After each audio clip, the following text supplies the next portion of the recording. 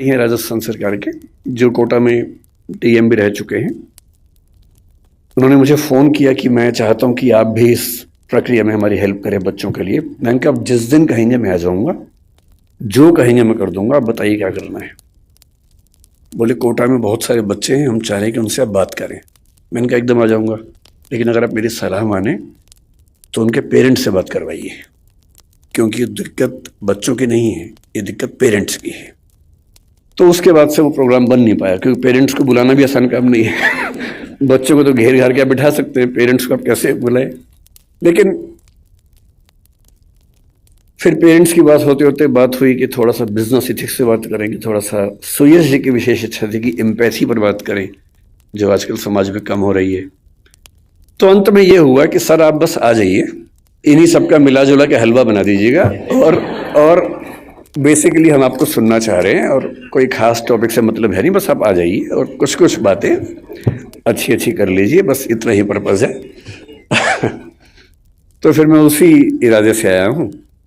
तो मैं शुरुआत पेरेंटिंग से कुछ बातों से करूँगा, उसी में एम्पैथी का जिक्र भी कर लेंगे। थोड़ा सा मौका मिला तो मयूर जी का फेवरेट विषय बिजनेस एथिक्स है, मौका मिलेगा तो उसको भी बीच में डिस्कस कर लेंगे। मैं क्योंकि अध्यापक हूं और बच्चों से बात ज़्यादा करता हूं, अक्सर मैं जब क्लास लेता हूं तो बच्चों की संख्या अच्छी खासी होती है, और ये बहुत चुनौती होती है कि उनको 3 घंटे, 6 घंटे, 8 घंटे बिठा के रखना। हमारी क्लासेस में बच्चों को ये छूट है कि वो जब चाहें उठ के जा सकते हैं। मेरी क्लास में विशेष रूप से और भी छूट है, वो सो भी सकते हैं क्लास में, मैं उनको कभी नहीं रोकता हूँ। इतना ही कहता हूँ कि नींद आए तो कोने वाली कुर्सी पर चले जाए, ताकि दीवार पे सिर लगे तो ज़्यादा चोट ना आए, ऐसे सिर पे झटका आ सकता है। वो मेरी क्लास में खा भी सकते हैं। मैं खुल के बोलता हूँ कि मेरी क्लास में आपको बिल्कुल नहीं सोचना है, खाने का मन करे खाते रहो, नींद आए सो जाओ, उठने का मन करे उठ के चले जाओ, मुझे कहीं कोई दिक्कत नहीं है। अगर आप मेरी क्लास में उठ पा रहे हैं, खा पा रहे हैं, तो ये मेरा फेलियर है, आपका नहीं है कि मैं आपको रोक नहीं पा रहा हूँ। तो इसी बहाने मुझे फीडबैक भी मिलता रहता है कि मैं कैसा पढ़ा रहा हूँ। तो आप लोग अपना हरकतें करते रहिए और मैं अपना काम करता रहूँगा। तो बहुत ज़रूरी होता है कि उन बच्चों को बहुत शुष्क तरीके से ना बताया जाए, थोड़ा रोचक तरीके से बात की जाए। रोचक तरीके से बात करने का एक ही तरीका है कि आप उनको कहानियों के माध्यम से बताएं, एग्जाम्पल्स के माध्यम से बताएं, एनेक्डोट्स इनको हम कहते हैं, घटनाओं के माध्यम से बताएं। और जैसे ही हम घटनाएं सुनते हैं, कहानियां सुनते हैं अपने आसपास की, तो हमें किसी चीज़ का महत्व और कॉन्सेप्ट दोनों समझ में आते हैं।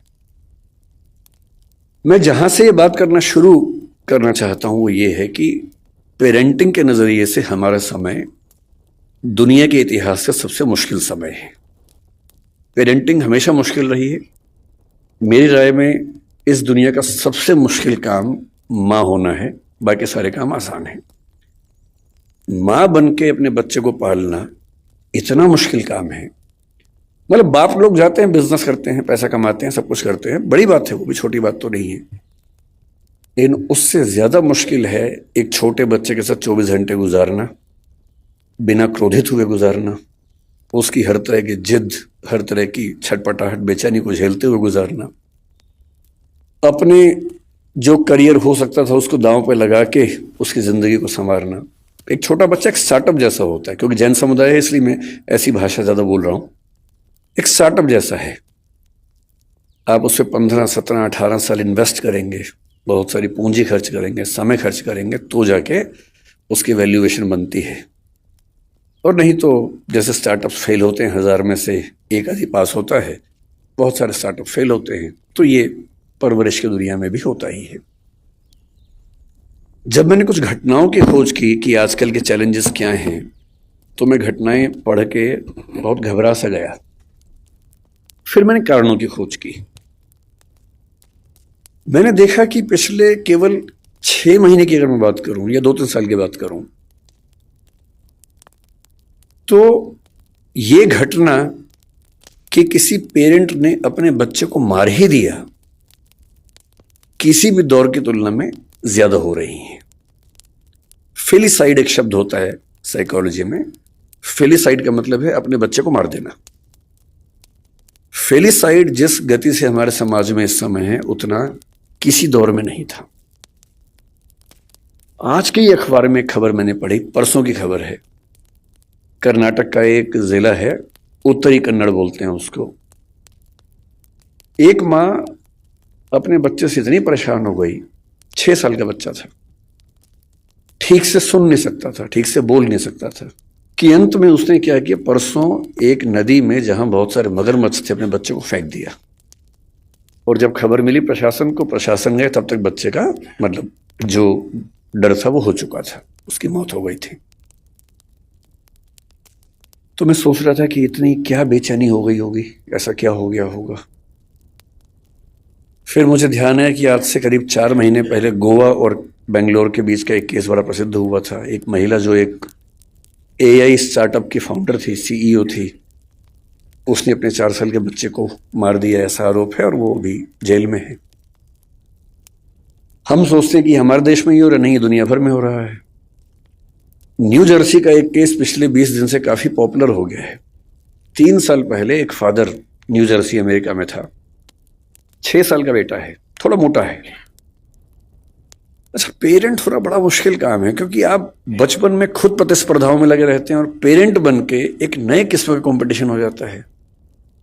इसका बच्चा पढ़ने में मेरे बच्चे से ज्यादा अच्छा कैसे हो गया, उसका बच्चा दिखने में मुझसे मेरे बच्चे से अच्छा कैसे हो गया। एक अजीब सी प्रतिस्पर्धा जिंदगी भर चलती रहती है।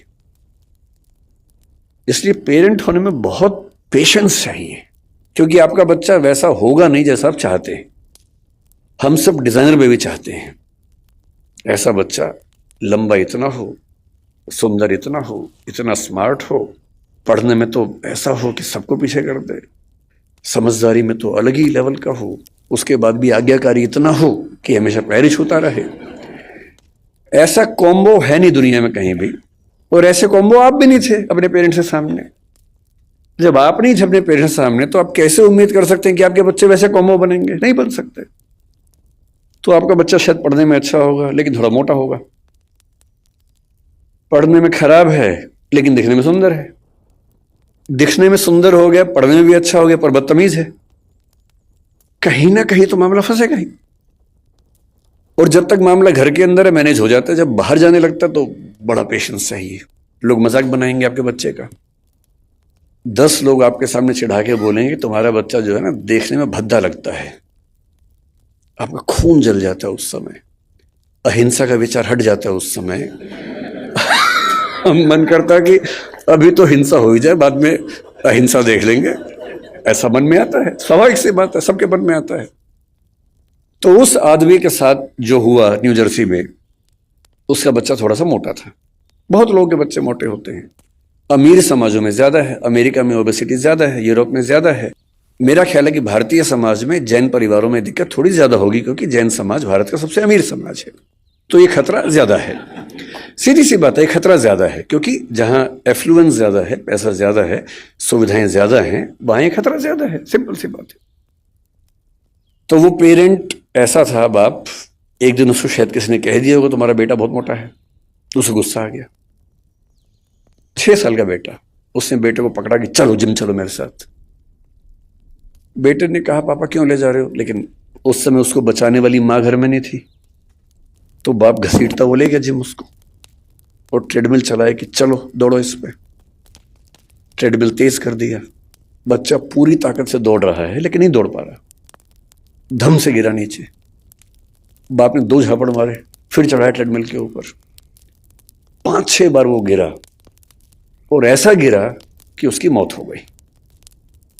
और अब 3 साल बाद इस घटना के, लगभग 3 साल हो गए इस बात को, अब केस शुरू हुआ है, उसके फादर जेल में हैं।